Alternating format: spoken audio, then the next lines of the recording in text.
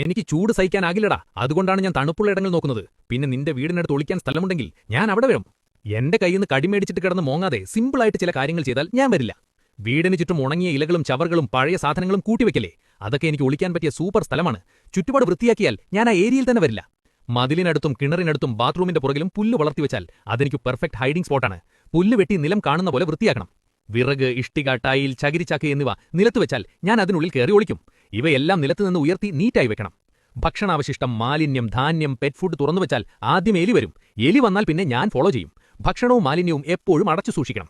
വീട്ടിനടുത്ത് വെള്ളം കെട്ടിക്കിടന്നാൽ സമ്മറിൽ അതെനിക്ക് കൂൾ പ്ലേസാണ്.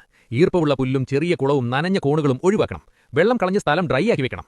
ചെരുപ്പ്, ഹെൽമറ്റ്, ബാഗ്, പഴയ വസ്ത്രങ്ങൾ പുറത്തോ സ്റ്റോർ റൂമിലോ ആണെങ്കിൽ നേരെ എടുത്ത് ഉപയോഗിക്കരുത്. ആദ്യം നന്നായി പരിശോധിച്ച് നോക്കണം. ഇല്ലെങ്കിൽ സർപ്രൈസായി ഞാൻ എൻട്രി തരും. രാത്രിയിൽ വയൽ വഴിയോ വീടിന് പുറകിലൂടെയോ കിണറിനടുത്തൂടെയോ നടക്കുമ്പോൾ ടോർച്ചില്ലാതെ പോകരുത്. വെളിച്ചമടിച്ച് നിലം നോക്കി നടക്കണം. വീട്ടിൽ പാമ്പിനെ കണ്ടാൽ ഹീറോ ആകാൻ ശ്രമിക്കണ്ട. ട്രെയിൻ റെസ്ക്യൂറിനെ അല്ലെങ്കിൽ ഫോറസ്റ്റ് റെസ്ക്യൂ ടീമിനെ വിളിക്കൂ. അവരാണ് സേഫായി എന്നെയും നിങ്ങളെയും രക്ഷിക്കുന്നത്.